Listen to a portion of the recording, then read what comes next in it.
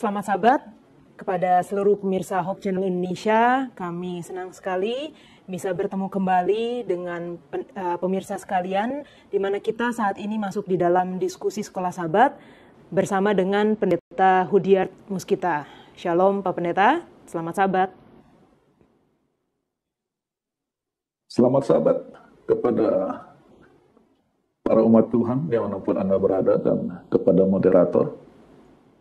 Pendeta, saat ini kita sudah masuk di pelajaran yang ke-10 dengan judul Perjanjian dan Cetak Biru. Dan kalau saya ingat cerita lanjutan dari pekan lalu, di mana ada 10 perintah dan ada peraturan-peraturan yang mengikuti. Mungkin Pendeta di awal dari diskusi kita bisa berikan penjelasan perbedaan antara 10 perintah ini dengan aturan-aturan tambahan di dalam Keluaran 21 sampai 23. Apakah semuanya sama dan apakah itu berlaku semuanya sampai saat ini, Pendeta? Terima kasih, Yola. Sebelum ke sana mungkin saya komentari dulu judul pelajaran pekan ini, yang mana bahasa Inggrisnya blueprint, yang oleh AI diterjemahkan secara literal sebagai cetak biru, yang mana sebetulnya kata blueprint dalam bahasa Inggris itu kalau rancangan arsitek dicetak warnanya biru, jadi disebut blueprint. Jadi mungkin lebih baik kita terjemahkan sebagai cetakan desain daripada cetak biru. Sekarang bicara tentang hubungan antara Keluaran 20 dengan Keluaran 20 sampai 23. Pertanyaannya tadi membuat saya tersenyum. Apakah masih berlaku sampai sekarang ini? Ciri khas pertanyaan orang Advent, ya takut sekali kalau peraturan-peraturan Musa masih berlaku atau tidak. Dan karena kita yang penting 10 perintah, apalagi dengan hari Sabatnya di perintah keempat. Mungkin untuk memahami apa yang terjadi di antara dua hukum ini, kita perlu melihat thematic structure atau struktur tema dari Keluaran 19 sampai 24. Boleh slide ditampilkan,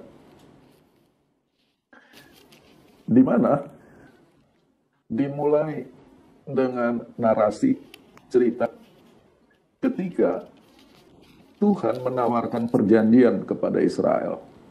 Keluaran 19 ayat 3 sampai 25. Dan di dalam perjanjian tersebut diberi syarat-syaratnya. Itulah yang kita kenal sebagai Dekalog, 10 hukum. Keluaran 20 ayat 1 sampai 17.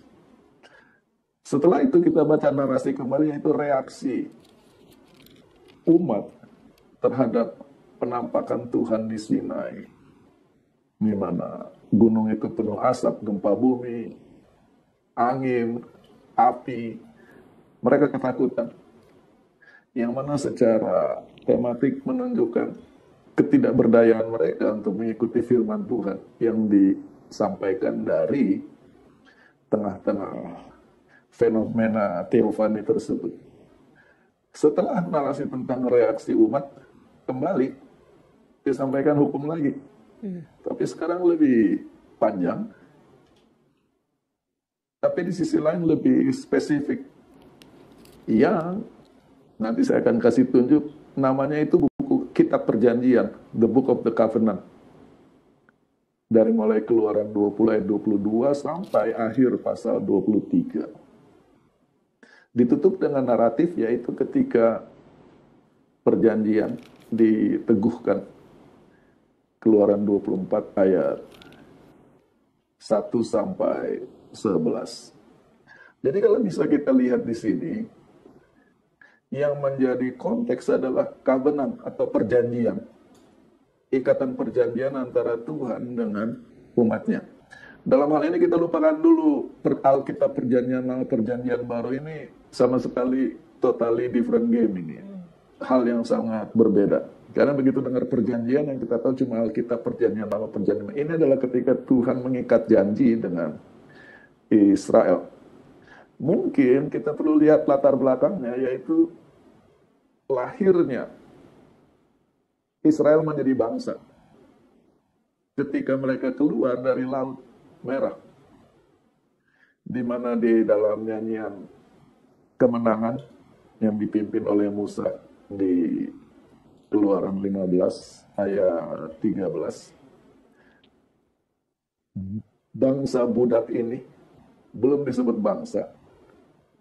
Orang-orang budak ini disebut umat, people, yang mana itu konteksnya the nation yang telah engkau tebus. People whom you have redeemed. Di ayat 16, umat yang bahasa Inggrisnya you have purchased, engkau telah beli. Bahasa Indonesia engkau telah peroleh. Jadi, kalau negara lain muncul jadi negara, jadi bangsa itu atas inisiatif rakyat dengan pimpinan mereka. Dengan ini kami menyatakan kemerdekaan bangsa Indonesia. Di dalam konteks Israel, mereka itu jadi bangsa atas inisiatif Tuhan. Yang bekerja itu Tuhan. Tuhan yang menebus, Tuhan yang membeli. Dan inilah perjanjian antara Tuhan dengan kumpulan orang ini akan menjadi umatnya. Lalu di Keluaran 24 kita baca. Pertama Musa menyampaikan, nanti kita akan baca isinya, yaitu hukum yang di Keluaran 20 dan sampai 23 itu. Setelah Musa sampaikan, dia tuliskan katanya. Keluaran 24 ayat 4. Musa menulis segala firman Tuhan itu. Ceritanya selesai, besoknya dikatakan setelah dituliskan jadi buku, diambilnya lah kitab perjanjian itu. He took the book of the covenant. Jadi, bagian dari buku Keluaran, dari Keluaran 20 ayat 22 sampai pasal 23 itu, di antara biblical scholar namanya the book of the covenant. Kitab perjanjian. Sekarang, apa hubungan antara 10 perintah? The Decalogue, the Ten Commandments, dengan the book of the covenant, dengan kitab perjanjian. Ceritanya akan lama, jadi siap-siap. Inilah dimulai pembukaan dari the book of the covenant, kitab perjanjian, yaitu Keluaran 20 ayat 23. Apa Yola boleh tolong membaca? Keluaran 20 ayat 23. Janganlah kamu membuat di sampingku Allah perak, juga Allah emas janganlah kamu buat bagimu. Dan nanti dideskripsikan lebih panjang lagi sampai ayat 26, tetapi intinya adalah elaborasi dari hukum pertama dan kedua. Keluaran 20 ayat 3 dan 4, jangan ada padamu Allah lain di hadapanku, jangan membuat bagimu patung yang menyerupai apapun. Setelah itu,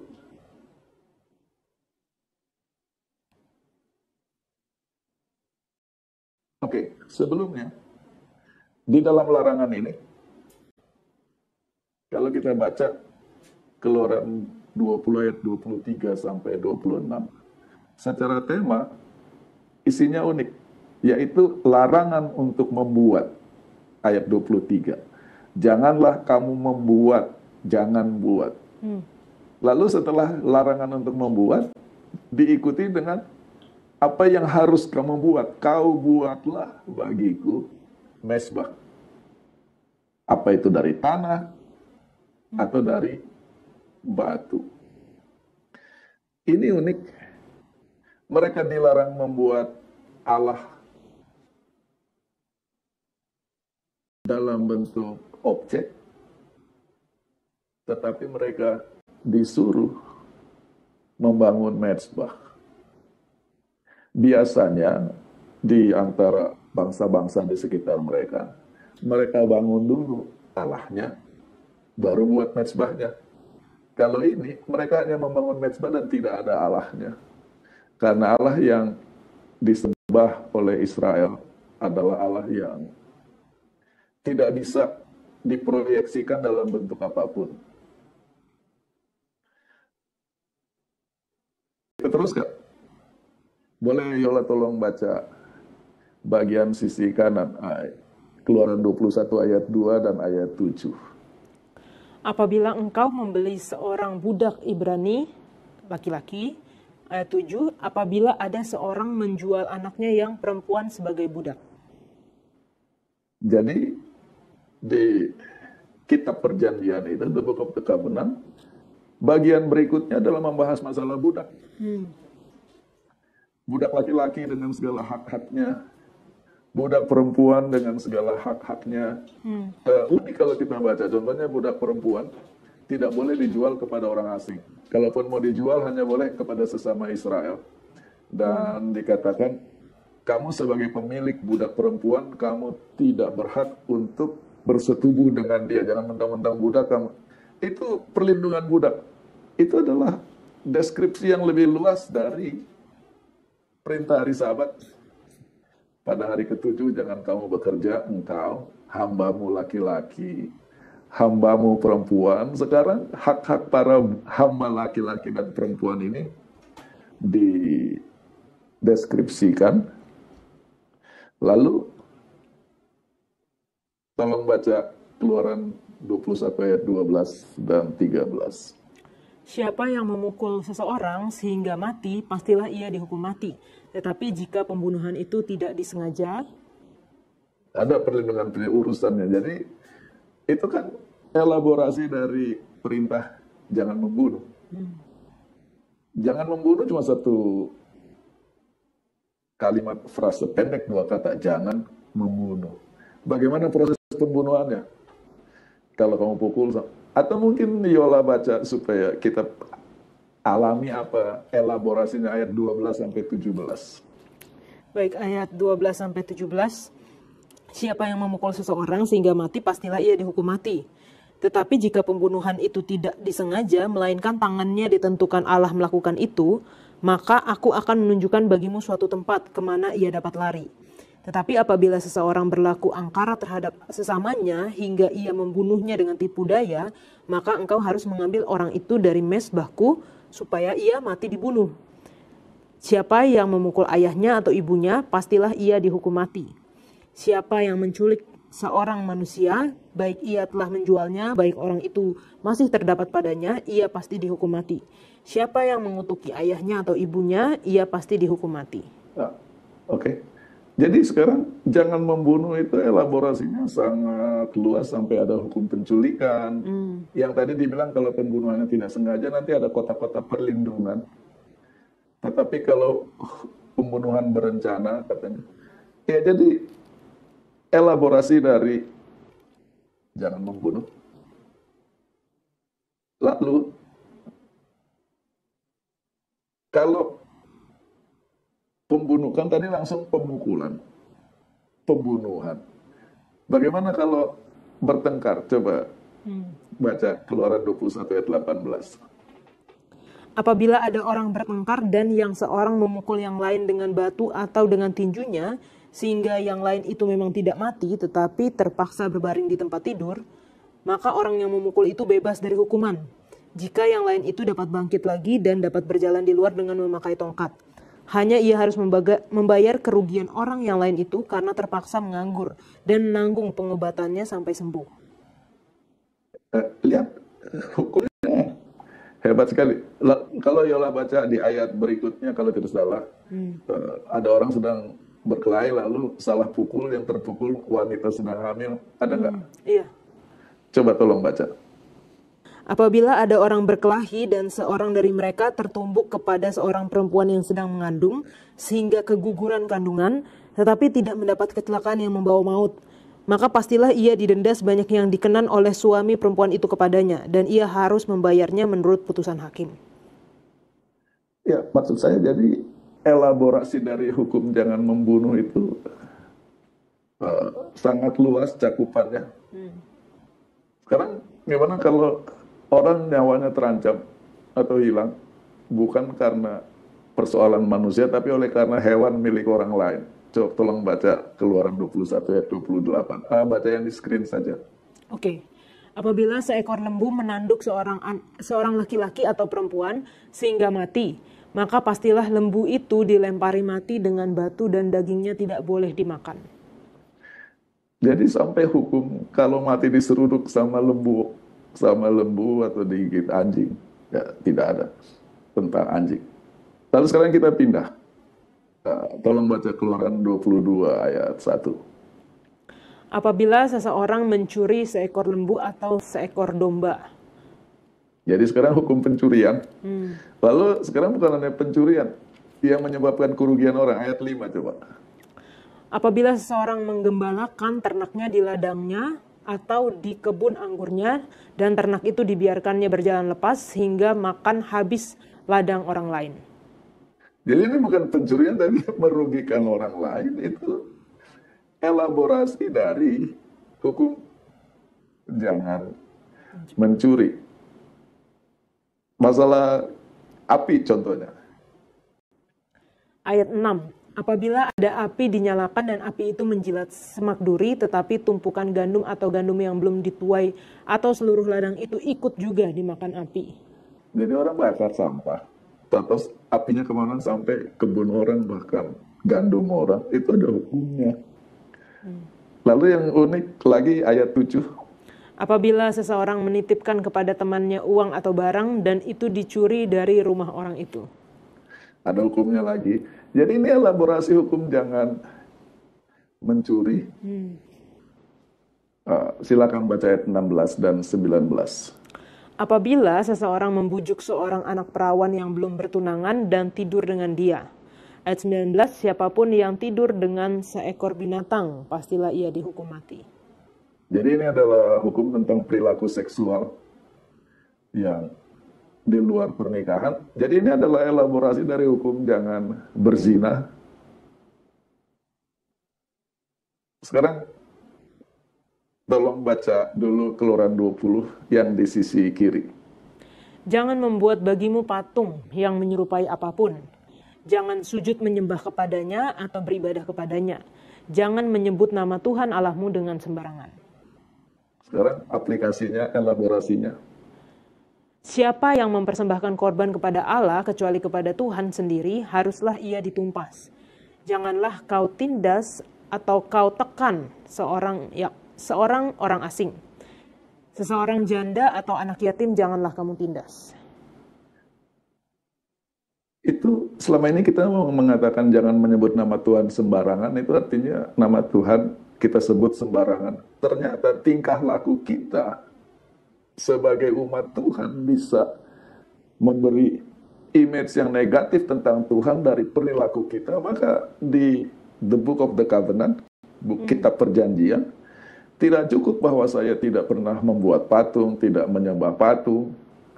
Cara saya memperlakukan sesama manusia, terutama mereka yang secara status sosialnya lemah,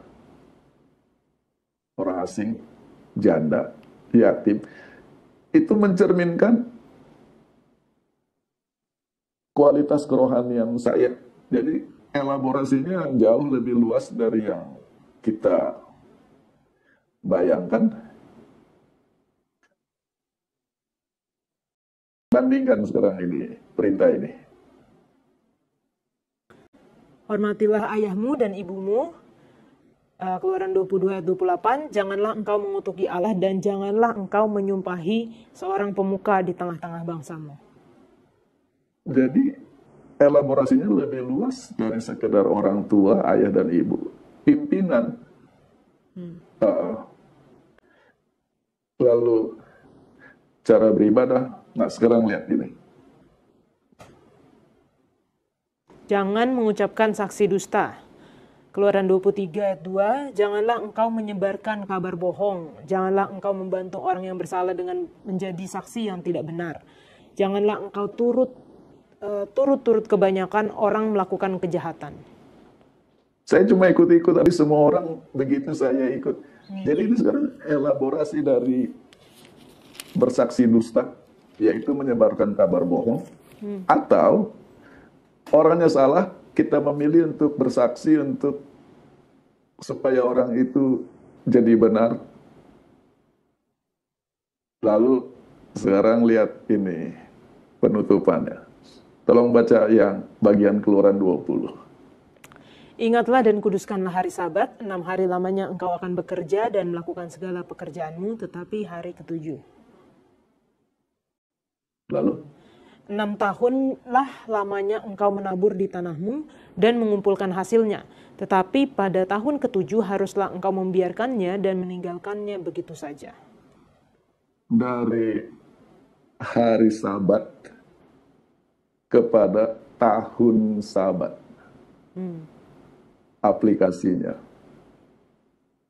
Kita perlu iman untuk memelihara hari Sabat, karena bagaimana kalau disuruh kerja hari Sabat, bagaimana kalau disuruh sekolah hari Sabat, bagaimana dengan tahun Sabat, mau makan apa 1 tahun. Tapi ini saya mau menunjukkan hubungan antara 10 hukum dengan yang tadi dikatakan perintah-perintah tambahan. Itu bukan perintah tambahan, itu adalah deskripsi dari perjanjian bahwa engkau menjadi umat Tuhan, cara hidupmu harus beda. Jadi sekarang jawabannya bagaimana? Mereka bukan saja tambahan, tetapi justru merupakan penekanan dan perluasan, mencakup hal-hal yang jauh lebih luas daripada 10 perintah. Lalu ditanya, apakah masih berlaku? Masih. Karena tadi sampai hukumnya kalau orang pukul orang yang tidak mati tapi nggak bisa kerja harus ditanggung dan sebagainya. Itulah hubungan antara 10 perintah dengan apa yang disebut the Book of the Covenant. Mereka saling melengkapi satu sama lain. Keluaran 20 ayat 3-17 adalah universal sifatnya. Keluaran 20 bagian akhir sampai 23 lebih spesifik kepada Israel, tetapi sebagai isinya sangat bermanfaat bagi bangsa manapun. Mungkin itu yang bisa saya sampaikan untuk saat ini. Terima kasih Pendeta untuk penjelasannya, luar biasa. Kita jadi lebih harus teliti lagi ya Pendeta ya, ketika kita membaca Alkitab, dan itu yang sering Pendeta katakan, ketika kita baca kita harus benar-benar membaca Alkitab. Kalau kita lanjutkan ceritanya Pendeta, di sana kita bisa melihat bangsa Israel tampaknya begitu istimewa karena Tuhan langsung berbicara kepada mereka, menunjukkan kuasanya di depan mereka. Bagaimana dengan kita saat ini? Apakah kita bisa dengar juga suara Tuhan supaya kita mungkin kalau misalnya kita bisa secara real mendengar suara Tuhan atau melihat kuasa Tuhan seperti bangsa Israel itu, kita bisa lebih mudah untuk menurut Pendeta? Boleh tolong slide ditampilkan? Pertanyaan ini berkaitan sangat erat dengan pemahaman terhadap sejarah. Apakah fungsi sejarah? Nah, ketika seseorang membaca sejarah, seperti tadi yang sedikit dielaborasi oleh Yola, kalau kita bisa melihat kemuliaan Tuhan, kalau kita bisa mendengar suara Tuhan, mungkin penurutan kita akan lain. Membaca itu adalah melihat sejarah, akan menimbulkan kerinduan untuk repetisi. Bagaimana supaya peristiwa itu diulang kembali? Atau reenactment. Bagaimana kalau peristiwa itu dilakonkan kembali. Itu sama saja dengan bertanya, apakah mungkin pengumuman proklamasi kemerdekaan tanggal 17 Agustus 1945 bisa diulang kembali atau tidak? Atau itu cuma terjadi once for ever? Itu kalau saya hadir, saya baca literatur sekitar tahun 45, ketika Presiden Soekarno didampingi Wakil Presiden Muhammad Hatta membacakan teks proklamasi di Jalan Pegangsaan Timur. Orang daerah situ ada yang nangkring di warung, ada yang main catur. Tidak ada yang, jadi kita membayangkan seluruh Indonesia berkumpul. Nanti setelah menjadi sejarah, jadi seperti keren begitu. Saya tidak mengatakan bahwa ketika Tuhan berfirman di Sinai ada orang Israel main catur ya. Tetap poin saya adalah sejarah tidak bisa diulang. Sejarah tidak bisa dilakonkan kembali.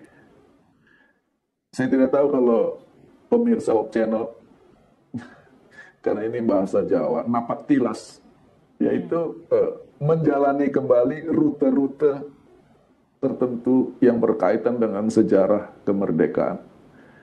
Begitu dijalani, suasananya sudah bukan perang lagi.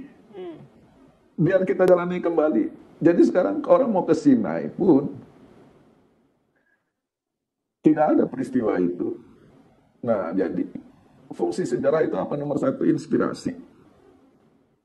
Tidak terulangi, tetapi bahwa itu menjadi teks, itu memberi inspirasi. Walaupun Tuhan tidak pernah mengumpulkan saya dan mendengar suaranya, tetapi apa yang Tuhan lakukan kepada Israel adalah jaminan Tuhan sedang berbicara kepada tiap orang. Segala masa, segala zaman, segala tempat dalam kondisi yang berbeda. Dan edifikasi itu dari kata edukasi. Jadi pencerahan. Jadi seperti tadi melihat detailnya, yang mana membuat kita menjadi lebih paham sebetulnya menjalani hidup itu bagaimana. Gantinya napak tilas ke Gunung Sinai, dan yang namanya Gunung Sinai itu tidak ada pegunungan Sinai, yang mana gunungnya?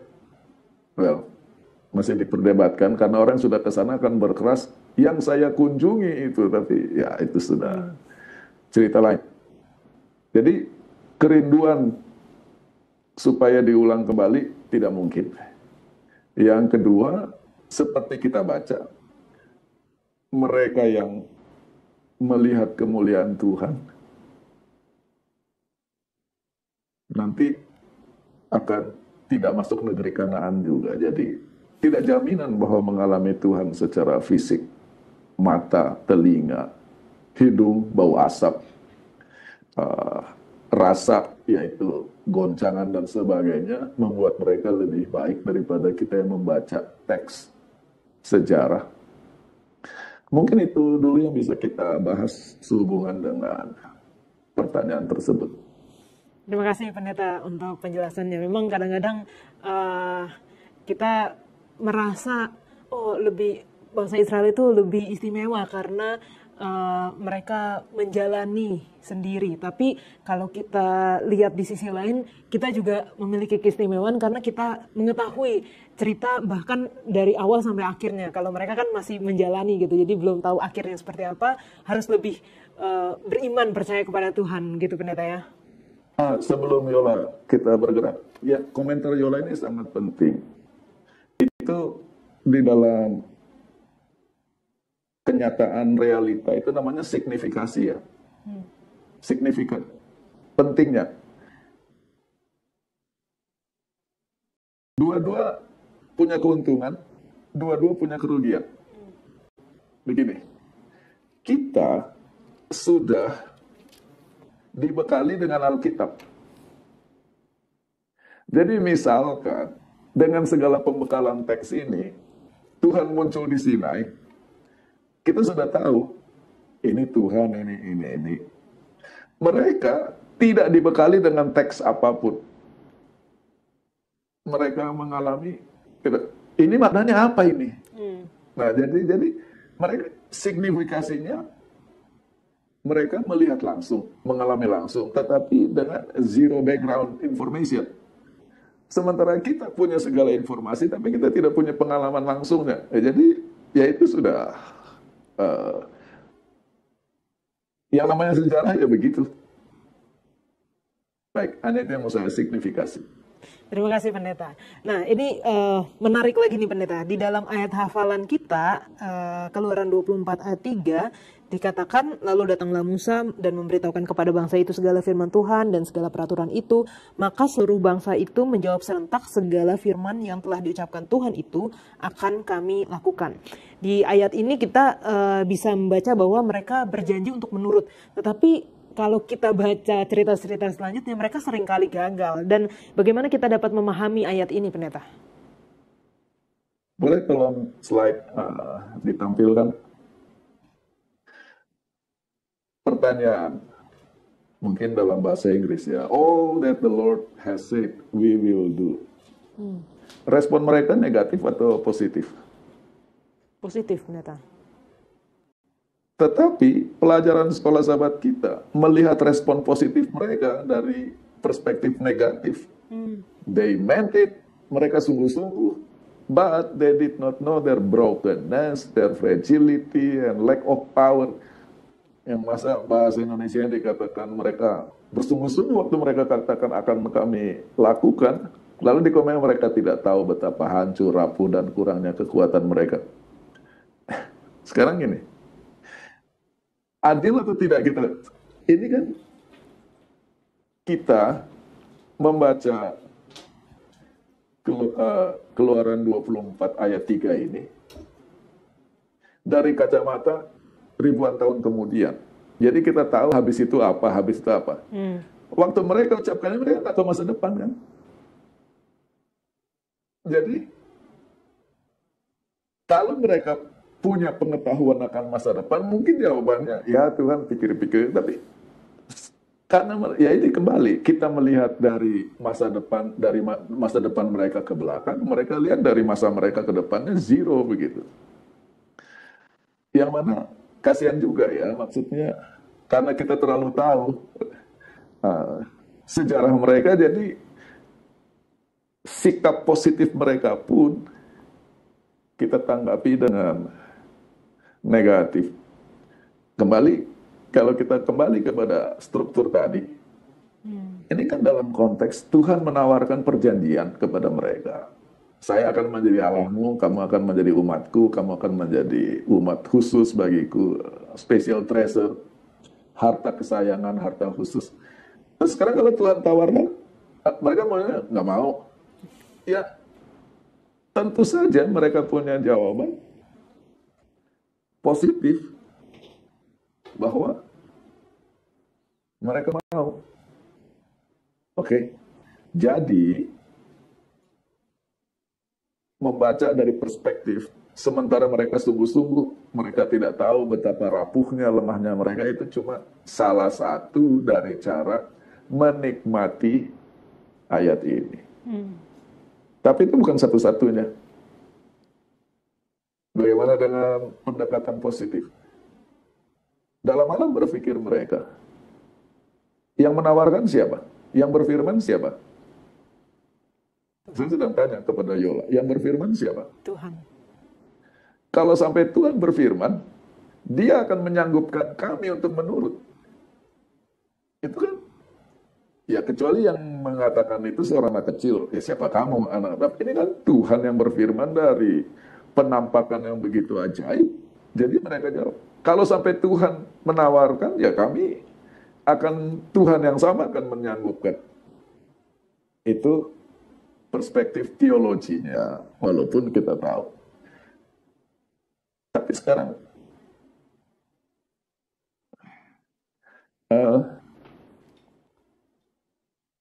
ini harus dibaca dari seluruh bangsa itu setuju. Yang namanya perjanjian itu harus kedua belah pihak. Ada Tuhan, ada Israel. Jadi Keluaran 24 ayat 3 sedang bicara tentang respon Israel terhadap uluran penawaran Tuhan. Musa datang dan menyampaikan kepada umat itu semua firman Tuhan dan segala peraturan yang tadi kita sudah baca itu ya. Lalu seluruh bangsa itu menjawab dengan satu suara, semua firman yang Tuhan telah ucapkan akan kami lakukan. Artinya mereka setuju untuk menjadi umat Tuhan. Uniknya, di situ bubar. Lalu Musa menulis segala firman tadi. Besoknya mereka kumpul lagi. Sekarang Musa sudah bawa buku karena malamnya dia nulis katanya. Di ayat 7. Sekarang Musa bacakan kembali katanya. Yola boleh tolong baca Keluaran 24 ayat 7. Diambilnyalah kitab perjanjian itu, lalu dibacakannya dengan didengar oleh bangsa itu dan mereka berkata, segala firman Tuhan akan kami lakukan dan akan kami dengarkan. Oke. Jadi kalau kita lihat di slide, respon mereka nambah. Waktu penawaran, hanya penawaran pertama mereka akan kami lakukan, ayat 3. Besoknya ketika diulangi kembali, respon mereka, bahasa Inggrisnya dulu ya, we will do and we will obedient. Itulah sebabnya pada sekolah sahabat kita itu membahas tentang tema penurutan. Yang mana ingin saya beritahukan,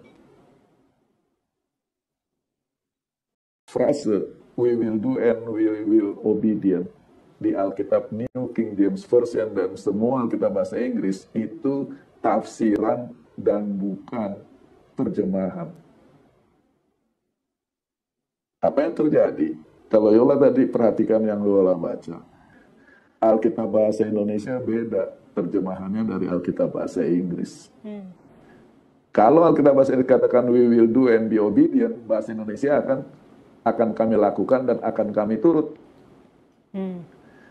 Tetapi Alkitab bahasa Indonesia beda, akan kami lakukan dan akan kami dengarkan. Apa yang terjadi? Kali ini, dan ini jarang-jarang, Alkitab bahasa Indonesia terjemahannya setia kepada teks asli Ibraninya. Naase wenisma, akan kami lakukan dan akan kami dengarkan. Dan ini jadi penting. Di Keluaran 24 ayat 3, ketika pertama kali mereka dengar, mereka katakan, akan kami lakukan.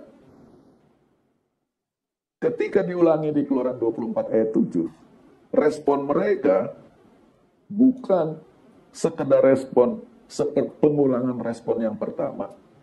Tetapi ini sudah bicara tentang the way of life, jalan hidup. Mereka sudah menjawabnya di dalam konteks masa depan. Coba kita lihat logika berpikir dari jawaban mereka di dalam Alkitab bahasa Indonesia. Pertanyaan, kalau ada perintah, yang mana kata kerja yang harus muncul? Dengar dulu atau lakukan dulu? Dengar dulu. Dengar dulu perintahnya apa? Habis itu Lakukan. baru lakukan. Sekarang yang mereka lakukan apa? Lakukan dulu baru dengar. Segala firman Tuhan akan kami lakukan dan akan kami dengarkan. Kenapa? Karena Keluaran 24 ayat 7 bukan pengulangan dari ayat 3.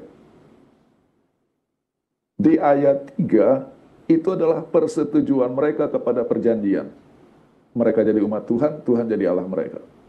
Sementara ini mereka bicara tentang jalan hidup, cara hidup mereka sebagai umat Tuhan. Yaitu yang namanya teori akan menjadi semakin paham kalau kita praktekkan. Selama teori masih dihafal-hafal, levelnya masih hafalan dan abstrak. Contohnya, naik motor. Ini gas, ini kopling, ini rem. dan jangan lupa turun kaki kalau lagi berhenti. Itu kan teorinya. Tetapi sekarang ganti persneling dari 1 ke 2 ke 3. Nggak tahu zaman saya muda Honda Bebek tidak pakai kopling, jadi itu lain lagi. Hanya ketika kita duduk di atas motor dan mulai mengendarai motor, maka segala teori tentang begini dulu, rem dulu, kopling dulu, jangan langsung gas, pelan-pelan. Ini yang terjadi ketika firman Tuhan kami lakukan, akan terdengar di telinga kami firman itu. Dan semakin sering dilakukan, suaranya semakin jelas, semakin jelas, semakin jelas. Itulah yang di buku Yesaya dikatakan, maka kamu akan mendengar suara di belakangmu, entah ke kiri atau ke kanan. Jadi apakah ini arogansi? Bukan, justru inilah ekspresi cara hidup umat Tuhan. Selama firman Tuhan hanya wacana teori, tapi tidak pernah dipraktekkan. Yola pernah jadi 1000 missionary kan? Iya, pendeta. Pergi ke tempat yang belum pernah, orang tidak kenal. Beda ceritanya dengan menginjil. Konsep menginjil hanya dalam bentuk teori. Itu jadi, oh iya, ini maksudnya. Segala firman Tuhan akan kami, justru ketika kita mulai jalan, dan semakin jauh kita berjalan, semakin terang suara itu akan terdengar di telinga kita ketika mempraktekkan firman. Kita dorong lebih jauh lagi. Kenapa mereka katakan? Jadi Alkitab bahasa Inggris salah terjemahan itu. Tafsiran, we will obedient. No, we will hear when we put it into practice. Sebenarnya, kata-kata orang Israel di Keluaran 24 ayat 7 merupakan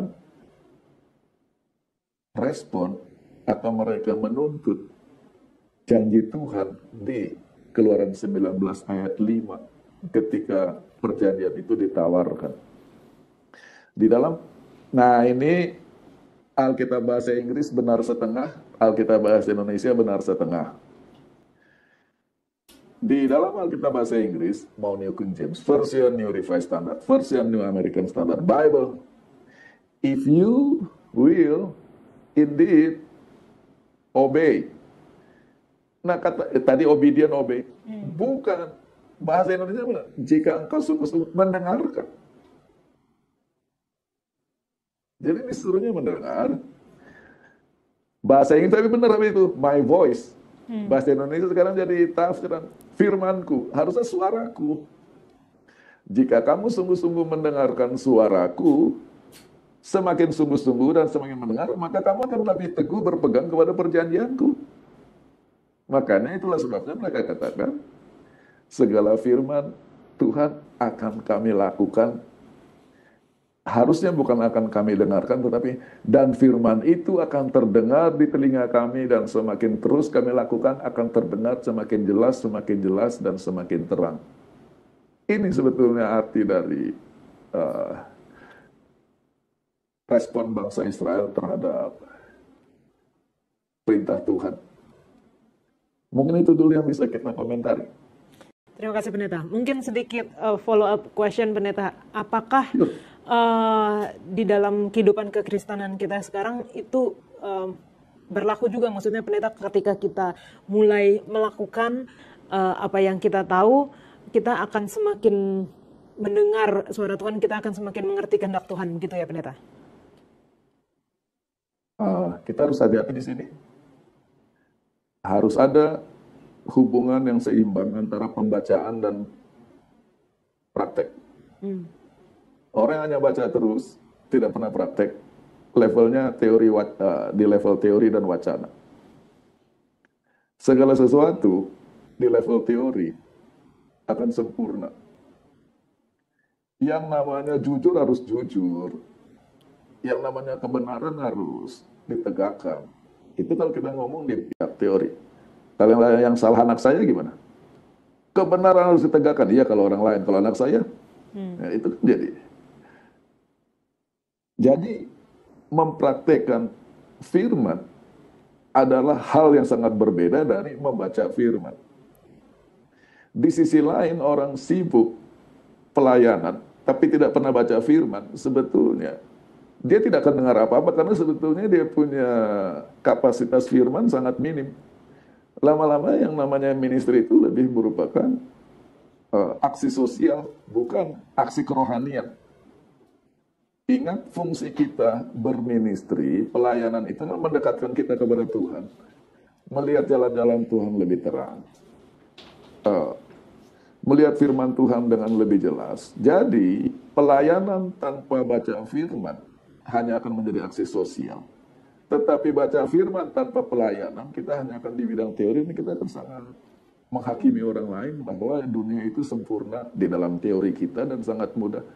Itu sebabnya orang yang sudah pernah ministry biasanya jauh lebih toleran terhadap orang daripada orang yang kerohaniannya cuma di level teori. Itu yang bisa saya sampaikan kepada Ibu. Terima kasih banyak Pendeta untuk penjelasannya. Ini membuka pikiran kita semua ya, betapa pentingnya kita bukan hanya membaca, belajar, tapi juga mempraktekkan. Jadi harus ada keseimbangan di antara keduanya. Pendeta, kita lanjutkan lagi.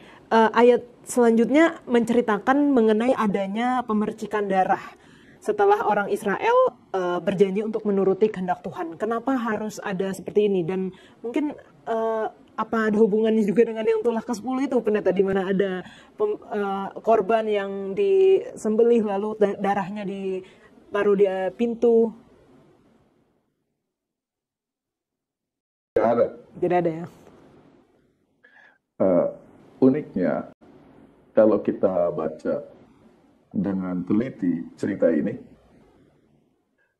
Tuhan tidak pernah memberi instruksi kepada Musa supaya umat itu dipercik darah. Yang terjadi, itu inisiatif Musa murni sebagai pemimpin Israel. Untuk itu boleh tolong, slide ditampilkan. Karena ini 4 ayat, jadi Yola boleh tolong baca Keluaran 24 ayat 5 sampai 8. Baik. Ayat 5. Kemudian disuruh nyala orang-orang muda dari bangsa Israel, maka mereka mempersembahkan korban bakaran dan menyembelih lembu-lembu jantan sebagai korban keselamatan kepada Tuhan. Sesudah itu Musa mengambil sebagian dari darah itu, lalu ditaruhnya ke dalam pasu, sebagian lagi dari darah itu disiramkannya pada mezbah itu. Diambilnyalah kitab perjanjian itu lalu dibacakannya dengan didengar oleh bangsa itu, dan mereka berkata, segala firman Tuhan akan kami lakukan dan akan kami dengarkan. Kemudian Musa mengambil darah itu dan menyiramkannya pada bangsa itu serta berkata, inilah darah perjanjian yang diadakan Tuhan dengan kamu berdasarkan segala firman ini. Terima kasih. Kita mulai di ayat 5 ya. Di ayat 4 dikatakan Musa membangun mezbah. Dan bahkan membangun tiang. Mezbahnya 12, tiangnya 12, mewakili jumlah suku Israel. Kalau kita ingat tadi di Keluaran 20, ayat 23, jangan kamu membuat, tetapi kamu buatlah. Jadi perintah Tuhan itu sangat general. Kamu tidak membuat patung, tapi kamu membuat mezbah. Sekarang Musa mengimplementasikan perintah pertama dari The Book of the Covenant itu. Dia membangun mezbah. Okay. Lalu disembelih lembu. Dan dikatakan di ayat 5, Musa mengambil darahnya dan dibagi 2. Yang pertama, darahnya itu disiram kepada mezbah. Artinya apa? Ini saya persembahkan kepada Tuhan.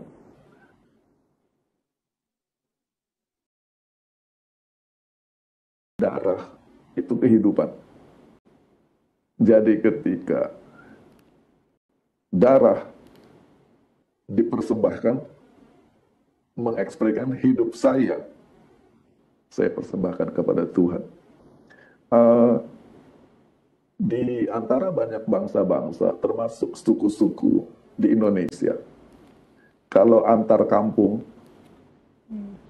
melakukan perjanjian, biasanya itu melibatkan darah.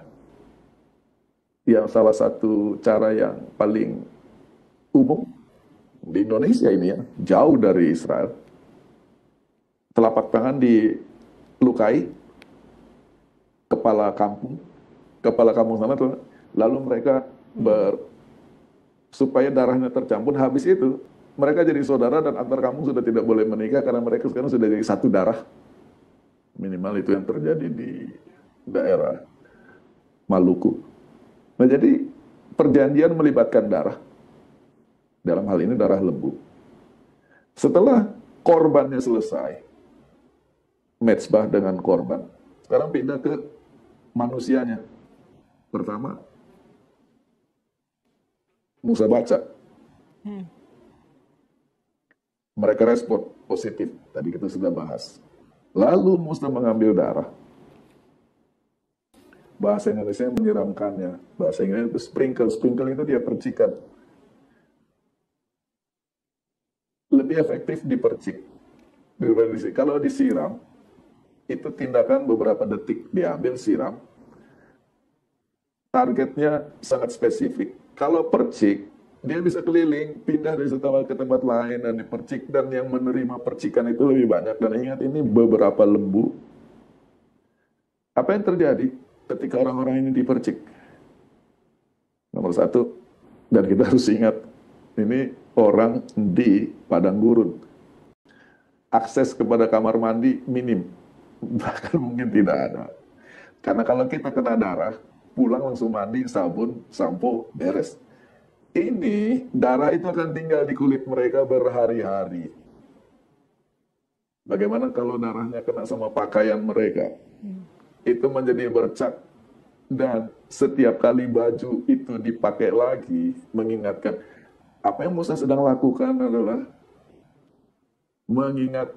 mencoba mengingatkan sepanjang mungkin dalam memori dengan teknologi waktu itu. Jadi ini adalah ekspresi untuk perjanjian yang kekal atau perjanjian seumur hidup. Nomor satu, darah adalah kehidupan. Yang kedua, efek percikan itu kepada yang menerima, waktunya panjang. Mewakili waktu yang lebih panjang daripada sekedar saya mengatakan, hari ini besoknya lupa. Berminggu-minggu akibatnya dari janji mereka, bahwa mereka akan mempraktekkan firman, dan firman itu akan terdengar di telinga mereka, harus menjadi cara hidup sepanjang sisa hidup mereka. Itulah yang dimaksud dengan percikan darah. Mungkin itu dulu. Terima kasih pendeta untuk penjelasannya. Wah, ini memang kita harus teliti ketika membaca Alkitab, dan ketika kita mendengarkan penjelasan pendeta tadi, saya merasa, oh iya, masuk akal ini apa yang dikatakan, itu menjadi tanda yang bisa dilihat dan bisa diingat. Mungkin bagi kita orang Kristen, kita butuh juga ya pendeta ya, tanda supaya kita bisa ingat terus ya pendeta. Dan bukan hanya itu, Yola. Ketika, kan ini seluruh bangsa kena percik. Maka ketika mereka melihat satu sama lain, itu mereka jadi ada the sense of community gitu. Rasa komunitas bahwa kita sama-sama umat Tuhan, bahwa kita, yang mana seringkali secara tidak sadar kita dididik oleh teologi barat, jadi individualistis, yang bernama keselamatan. Istri Anda tidak akan menyelamatkan Anda, anak Anda tidak, hanya Anda yang harus, yang mana secara tidak langsung kepada ekstrimnya, pokoknya saya selamat. Yang mana ini jadi the sense of community juga, kita lihat satu sama lain, semua ada darah di ininya, dan ini adalah mengingatkan perjanjian kita sesama umat Tuhan. Ya, itu mungkin bisa dilanjutkan, tapi kita tidak punya waktu. Oke pendeta, kita lanjutkan karena ada cerita yang menarik lagi setelahnya di ayat 12 dikatakan di sana bahwa tua-tua Israel melihat Tuhan dan bahkan makan bersama-sama dengan Tuhan. Nah, pendeta boleh berikan penjelasan untuk ayat ini? Boleh tolong slide ditampilkan. Memang ya, pertanyaan yang disampaikan adalah sehubungan dengan tua-tua Israel ya. Tapi kalau kita perhatikan apa yang terjadi di dalam cerita tentang perjanjian antara Tuhan dengan Israel, betapa bijak dan kreatifnya Musa. Mengapa? Waktu mereka mau melakukan korban, dikatakan yang Musa libatkan adalah orang muda. Kemudian Musa menyuruh orang-orang muda dari Israel, dari bangsa Israel. Jadi ketika korban, yang aktif orang muda. Baru selesai perjanjian, 70 orang tua. Kembali, ini kreativitas Musa. Mengapa? Karena di Keluaran 24 ayat 1, Tuhan berkata, naiklah menghadap Tuhan, engkau, Harun, Nadab, Abihu, dan 70 orang dari para tua-tua Israel. Tuhan tidak pernah memberi perintah tentang orang muda dilibatkan. Dan Musa mengambil inisiatif supaya orang-orang muda ikut ambil bagian dalam perjanjian ini, mempersembahkan korban. Dan seperti saya katakan tadi, Tuhan tidak pernah menyuruh mereka mempersembahkan korban. Tapi sekarang pertanyaannya, mereka melihat Tuhan. Bagaimana ceritanya itu? Kita perlu lihat apa yang terjadi antara perintah Tuhan dengan pelaksanaannya. Boleh tolong Yola baca Keluaran 24 ayat 1 dan 2 dari screen. Berfirmanlah ia kepada Musa, naiklah menghadap Tuhan, engkau dan Harun, Nadab dan Abihu, dan 70 orang dari para tua-tua Israel, dan sujudlah kamu menyembah dari jauh. Hanya Musa sendirilah yang mendekat kepada Tuhan, tetapi mereka itu tidak boleh mendekat. Ini perintahnya. Rencananya dari jauh. Tapi yang naik pimpinan bangsa, pimpinan rohani, keluarga imam, Harun, dan 2 anaknya. Pimpinan politik, kepala-kepala suku, hanya Musa. Itu perintah sebelum perjanjian diratifikasi, diteguhkan yang tadi dengan percikan darah. Ketika perjanjian sudah ditunaikan, dikatakan seperti pengulangan. Naik Musa, Harun, Nadab, Abihu, 70 orang tua-tua. Tapi gantinya mereka dikatakan dari jauh, tidak boleh mendekat, negatif. Mereka melihat Allah Israel. Mereka memandang Allah.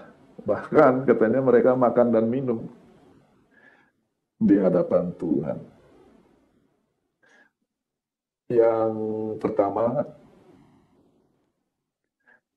seperti pada umumnya, ketika ada kontrak ditandatangani, perjanjian ditandatangani, dirayakan dengan makan-makan. Maka inilah yang terjadi. Mereka makan di hadapan Tuhan. Karena perjanjian sudah selesai. Nah, sekarang kita akan baca ayatnya. Mereka naik dan dikatakan mereka melihat. Kata kerja yang digunakan dalam bahasa Ibrani adalah kata melihat, kata norma ra'a, Allah Israel. Yang dilihat apanya? Kakinya. Lalu ayat itu berusaha menerangkan panjang lebar. Ayat 11. Tetapi tidak diulurkannya tangannya. Jadi mereka lihat kaki. Kenapa tidak diulurkan tangannya? Nanti kepada Musa, Tuhan mengulurkan tangan untuk memberi 10 lobah atau kadang-kadang. Jadi mereka tidak pernah melihat tangan Tuhan. Walaupun kita ada istilah dalam hidupnya tangan Tuhan maksudnya. pertolongan Tuhan. Dan yang melihat kakinya inilah dikatakan mereka memandang. Sekarang kata kerja diganti hazah, yaitu lebih fokus matanya, lebih memperhatikan dengan teliti apa yang dilihat. Yang dilihat Allah. Ini menggunakan Alkitab bahasa Indonesia. Dikatakan mereka melihat Allah Israel, titik koma, kakinya berjejak pada sesuatu yang buatannya seperti lantai dan batu nilam dan seterusnya. Kita bandingkan dengan Alkitab bahasa Inggris. And they saw the God of Israel. Period.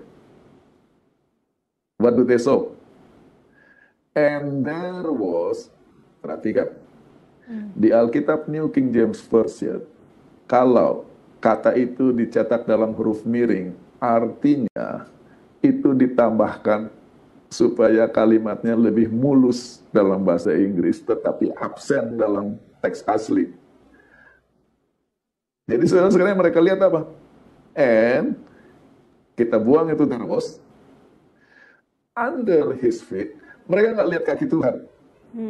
Yang mereka lihat di bawah kakinya Tuhan, seolah-olah as it were ada lantai yang dibangun dari batu safir, batu permata.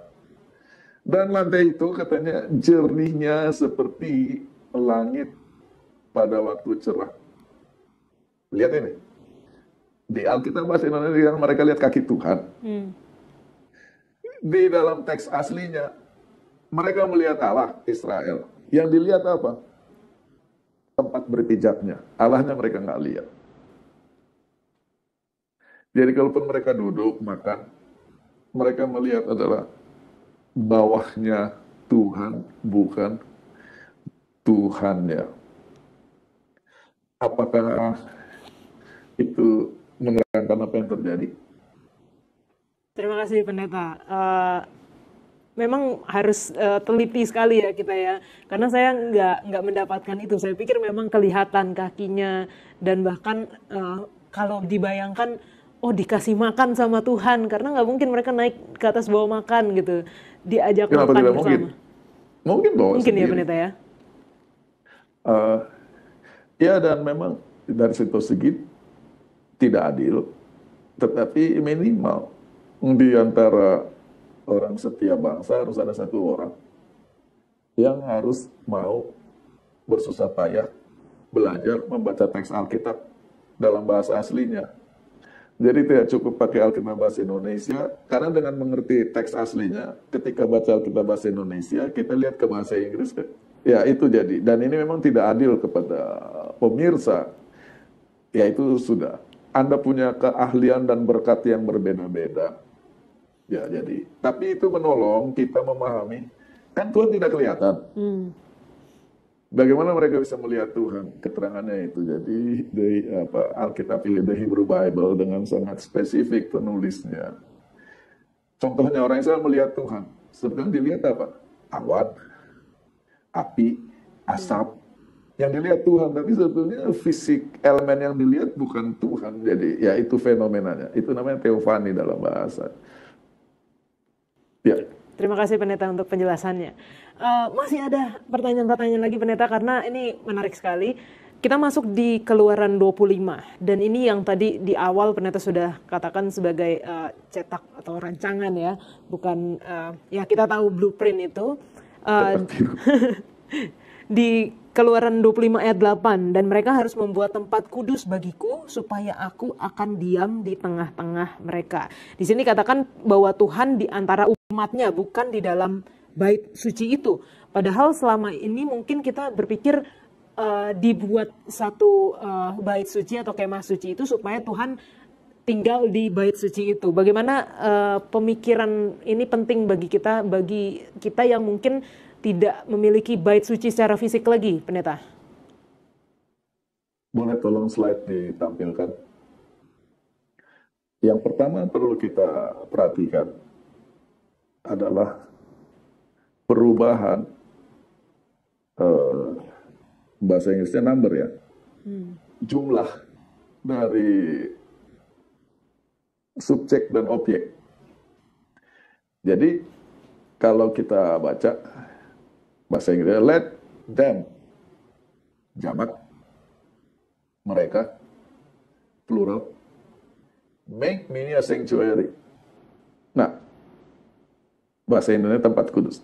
Kata sanctuary di sini dalam bentuk singular, tunggal, tempat kudus. Oke? Maka secara logika bahasa, that I may dwell in it, supaya aku bisa tinggal di dalamnya. Di dalam apa? Sanctuary yang mereka bangun. Nah, tapi ini sekarang ayatnya melawan logika berbahasa. Untuk supaya penjelasannya lebih baik, lihat apa yang terjadi. Ada dua kata kerja di sana. Boleh Yola tolong tunjukkan kata kerjanya apa saja? Bahasa Inggris atau bahasa Indonesia, Pendeta? Bahasa Inggris Bahasa dulu. Inggris ya. Make, To make, membuat, lalu dwell, to diam. dwell, to tinggal. Oke. Nah, harusnya ketika kita membaca Alkitab, kita setia kepada teks. Jangan berangan-angan. Jadi, kalau kita setia kepada teks ini, when is the dwelling? Kapan proses kata diam itu seolah Tuhan nggak bergerak. Tinggalnya Tuhan, dinamika Tuhan tinggal. Yaitu hubungan antara dua kata kerja ini. The making has an effect of the dwelling. Jadi, karena gini, ini kedengarannya aneh. Kapan Tuhan tinggal? Ketika mereka membuat. Proses pembuatan itulah yang membuat Tuhan tinggal. Jadi bukan, dan itu nanti akan dijabarkan dalam cerita Bazalel dan Aholiab. Itu nanti para pekerjanya. Jadi bukan seringkali kita membaca ayat ini adalah fokus kita kepada bangunannya ya, tempat kudusnya. Yaitu penjelasannya begini. Mereka bikin tempat kudus, nanti Tuhan akan hadir di situ dan kehadiran Tuhan itu akan ada di tengah-tengah mereka. Boleh, tapi itu bukan satu-satunya cara baca. Kalau kita mau baca karena kalau bagi kami yang belajar biblical studies, the more difficult is the reading, usually that is the truer one, yang lebih benar. Nah, jadi sekarang, the making is the dwelling. Dan fokusnya pada manusia yang membangunnya, bukan kepada bangunan yang dibangun. Itu yang pertama. Yang kedua, tadi Yola sudah tanya, bagaimana dengan kita yang sudah tidak punya Ka'bah? Maka dari sini, dari kata bahasa Ibrani mikdas. Mikdas itu adalah gabungan dari dua kata. Makom, itu tempat. Lalu kadas, kodes, itu kudus. Jadi mikdas adalah tempat kudus. Yang mana bahasa Latinnya sanctum. Dari situ kata sanctuary. Itu kekudusan. Oke. Di pembukaan buku Keluaran, ada semak belukar di tengah padang pengembalaan. Lalu semak belukar yang entah apa itu, karena Tuhan hadir, menjadi sanctum. Lepaskanlah kasutmu, karena tempat di mana engkau berdiri adalah kudus. Apa itu tempatnya? Itu kehadiran Tuhan. Kehadiran Tuhan. Maka sekarang, every time that we engage in things of God, He will dwell in us. And whatever we do will become sanctum. Karena Tuhan itu maha hadir. Sekarang ilustrasinya. Yang mereka bangun ini apa? Kemah, tenda. Apa artinya tenda? Di mana lokasi tidak penting. Kalau yang dibangun adalah bangunan konkret dari batu, dari semen, dari besi, maka bangunan itu terikat kepada lokasi. Tetapi ketika yang dibangun adalah tenda, itu mobile. Itu sebabnya Tuhan protes. Nah, mungkin kata protes kurang hormat. Ketika Daud mau membangun Ka'bah bagi Tuhan, Tuhan bilang, selama ini memang saya pernah minta. Selama ini saya hidup di tenda dan berpindah-pindah. Kenapa yang disuruh kepada Musa pertama kali dibangunnya adalah tempat kudus? Yang mana bahasanya jadi bahasa Inggris jadi tergoda untuk bahasa Ibrani juga Ohel Moed, kemah kudus.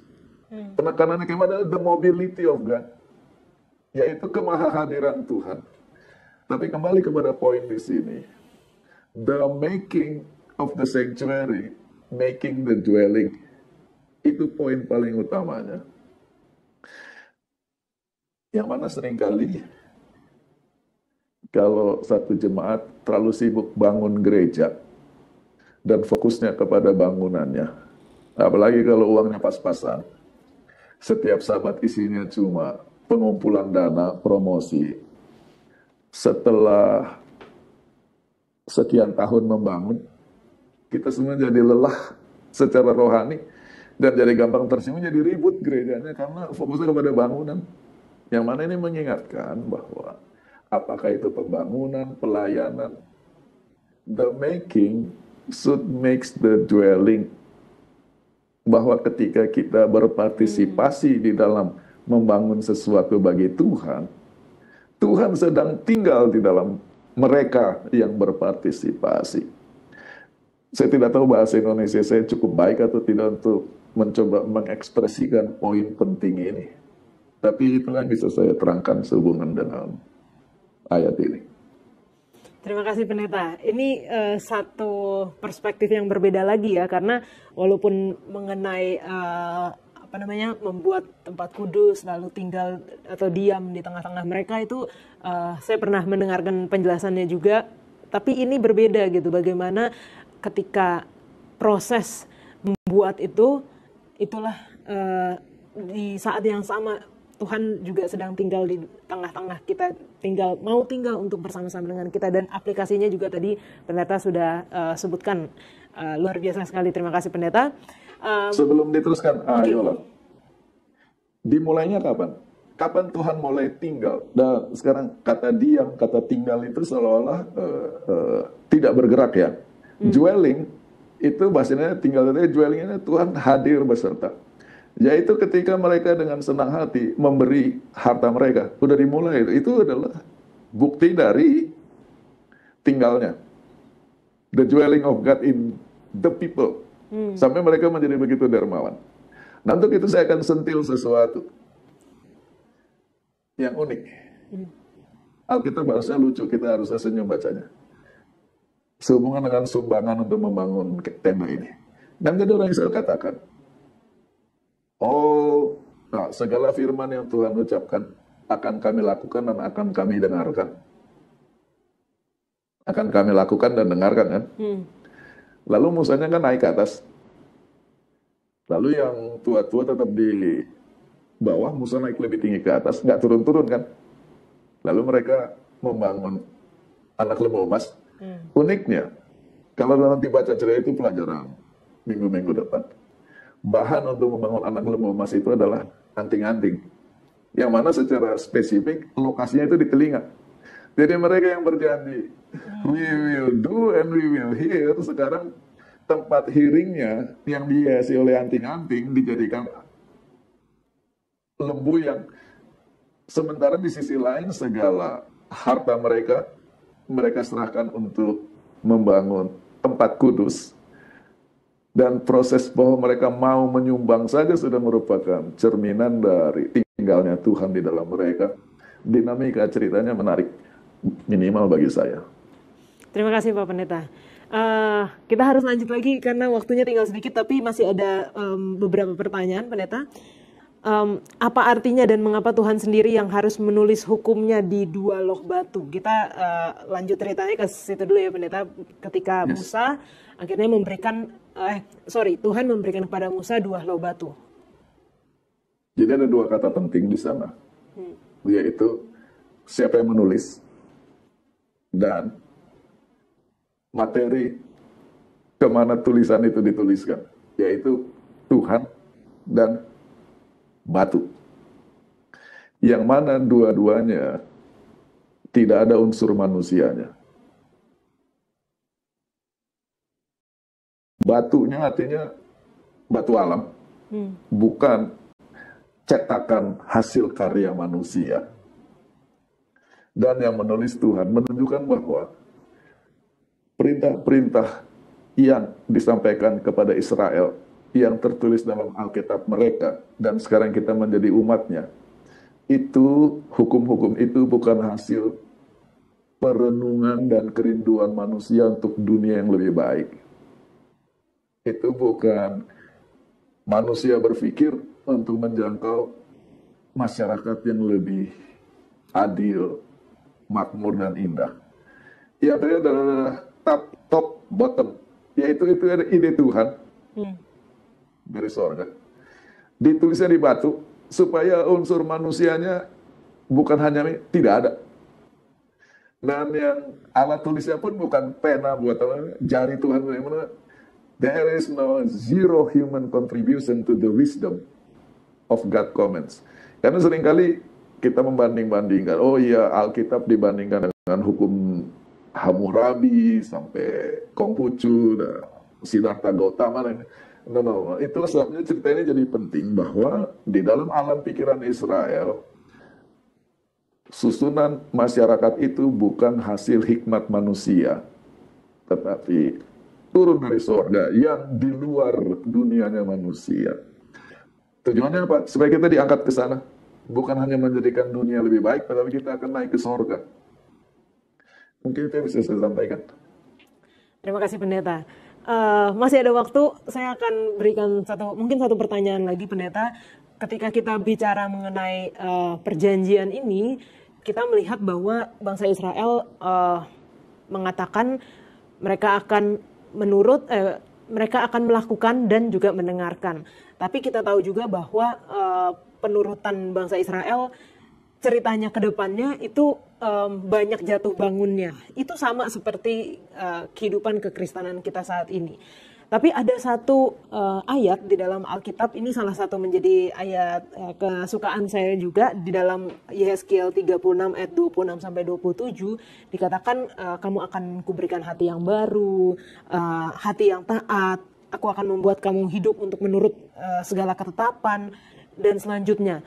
Tapi di dalam prakteknya ini sepertinya janji yang sangat indah sekali, Pendeta. Maksudnya kita yang ingin hidup menurut, dan Tuhan berikan hati yang baru, mengganti hati kita. Tetapi dalam prakteknya, ketika kita sudah minta sama Tuhan, dan kita menjalani hari-hari kita tetap jatuh dalam dosa. Mungkin Pendeta boleh berikan penjelasan untuk ayat ini.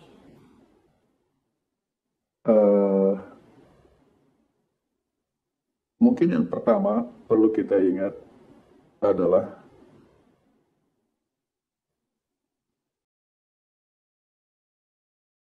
konsep tentang hidup di dalam Tuhan ya. Apa Yola boleh tolong baca Amsal? Jadi lari ke Amsal. Amsal 24 ayat 16. Oke, Amsal 24 ayat yang ke-16. Sebab 7 kali orang benar jatuh, namun ia bangun kembali, tetapi orang fasik akan roboh dalam bencana. Di mana kebenarannya orang benar? Dia bangun di dalam lagi. Kejatuhannya atau di dalam bangun kembalinya? Bangun kembali. Jadi orang benar bisa jatuh? Bisa, Pendeta. Orang fasik? Bedanya orang fasik dari orang benar apa? Dia bagaimana memaknai dan merespon kejatuhan. Nah, di sini kita tadi bicara tentang Israel dengan segala kejatuhan ya. Yang namanya manusia akan selalu jatuh. Tapi bukan begitu, bukan dalam arti, oh kalau gitu mari kita berjatuhan. Pertanyaannya bukan jatuh atau tidak, setelah jatuh apa? Dan kalau jatuh sampai 7 kali sebetulnya sudah tidak layak disebut orang benar. Tetapi kata bangkit kembalinya itulah yang membuat mereka jadi orang yang benar. Nah, dengan bekal ini, mari kita baca ayat Yehezkiel 36. Tolong slide ditampilkan.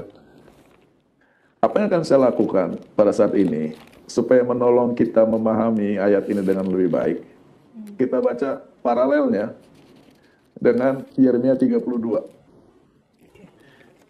Baik, Yeremia 32 dan Yehezkiel 36 adalah janji pemulihan, promise of restoration. Janji Tuhan akan membawa kembali orang buangan ke negeri perjanjian. Nah, baik di Yeremia 32 maupun di Yehezkiel 36, ada 3 hal yang terjadi.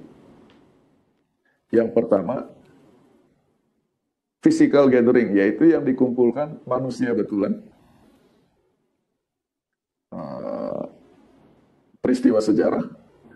Tapi 2 hal yang berikutnya adalah peristiwa rohani yang tidak bisa diterangkan oleh sejarah, yaitu menurut Yeremia 32 ayat 38, mereka akan menjadi umatku dan aku akan menjadi Allah mereka. Kembali kepada perjanjian di Sinai tadi, Keluaran 19 sampai 24. Tetapi kalau tadi di Sinai hanya prosesnya antara Tuhan dengan umat, Tuhan bicara, umat bicara. Sekarang yang bicara Tuhan terus.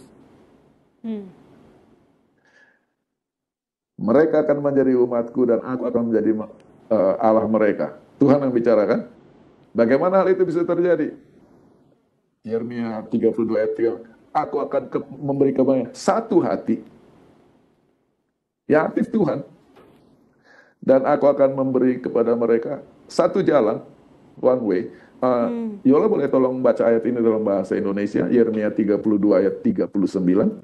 Aku akan memberi mereka satu hati dan satu tingkah langkah. One way, satu cara hidup. Oke. Supaya mereka akan takut kepadaku selama-lamanya. That they may fear me forever. Dan takut akan Tuhan itu bukan supaya Tuhan senang ditakuti, for the good of them and for their children after them forever. Yang mengumpulkan Tuhan, yang menjalani pekerjaan pemulihan adalah Tuhan. Jadi umatnya diam. Tidak seperti di buku Keluaran. Ini versi Yeremia ya. Nah, sekarang kita lihat versi Yehezkiel. Dan kalau tadi Yeremia, Tuhan bicara kepada mereka. Tuhan ngomong sendiri. Tapi yang dibicarakan Israel. Bukan muka dengan muka. Itu namanya monolog. Aku akan menyelamatkan mereka, aku akan menyelamatkan mereka. Itu ngomong sendiri. Monolog. Sekarang jadi dialog di buku Yehezkiel. Because it is I and you. I will take you. Aku akan mengambil kamu. Saya perlu cek, saya lupa cek dalam bahasa Ibraninya ini singular atau plural. Kalau sampai singular lebih keren lagi. One to one dialog. Aku akan mengambil kamu dari antara bangsa-bangsa. Aku akan mengumpulkan kamu. Aku akan membawa kamu ke negerimu. Nah, sekarang ini akan Tuhan kerjakan. Aku akan memberi hati yang baru dan aku akan memberi roh yang baru dalam kamu. Nah, jadi sekarang kata hati dan roh itu paralel. Hatinya umat, rohnya umat. Aku akan mengganti hati batu menjadi hati daging. Kalau hati batu nggak bisa diapa-apain, daging masih bisa responsif. Baru caranya Aku akan menempatkan rohku di dalam kamu. Jadi sekarang roh Tuhan yang bekerja dan membuat kamu berjalan di dalam segala perintah-perintahku. Itu paralel dengan ayat 39. Lebih panjang, lebih spesifik. Lalu ditutup. Kamu akan menjadi umatku dan aku akan menjadi Allahmu. Kembali di sini, yang aktif Tuhan. Tidak ada Israel mengatakan kami akan, karena Israel sudah gagal. Mereka sudah tidak layak bicara dan sudah tidak mampu bicara. Disinilah konsep kejatuhan tadi. Ketika kita jatuh dan tidak mampu bicara dan tidak layak bicara, Tuhan yang bicara. Dan gantinya berita penghakiman. Yang ada adalah Tuhan akan bekerja membangkitkan kembali. Jadi 7 kali orang benar jatuh tapi akan bangkit lagi. Bukan dia bangkit lagi dengan kekuatan, Tuhan yang membangkitkan kembali. Jadi kan tadi Yola tanya, kok indah sekali ininya, janjinya. Tapi kok kita masih salah-salah terus? Ya itu harus dibaca dalam konteks Amsal 24 ayat 17 bahwa Tuhan tidak pernah mencerah ketika kita jatuh. Bedanya orang benar dari orang fasik. Orang fasik terlalu sombong, begitu jatuh, dia tidak mau bangun lagi karena dia rasa harga diri, rasa malunya lebih besar. Orang benar datang kepada Tuhan dan Tuhan tidak pernah menolak sampai 7 kali pun. Itu menurut buku Amsal. Kita harus menuntut kata-kata Yesus. Ketika Petrus tanya, Tuhan berapa kali saya harus mengampuni? 70 kali 7. Maka Tuhan harus mengampuni kita 70 kali 7. Akan membangun kembali dan saya. Inilah maknanya janji pemulihan di buku Yeremia dan di buku Yehezkiel. Mungkin itu yang bisa saya komentari sehubungan dengan ayat ini. Terima kasih banyak Pendeta untuk penjelasannya. Kembali lagi mengingatkan saya dan saya yakin pemirsa sekalian semua juga untuk kita punya pandangan yang lebih baik ya tentang Tuhan kita, karena Tuhan kita adalah Tuhan yang penuh kasih. Pendeta, di waktu yang singkat ini boleh Pendeta berikan kesimpulan untuk pelajaran kita?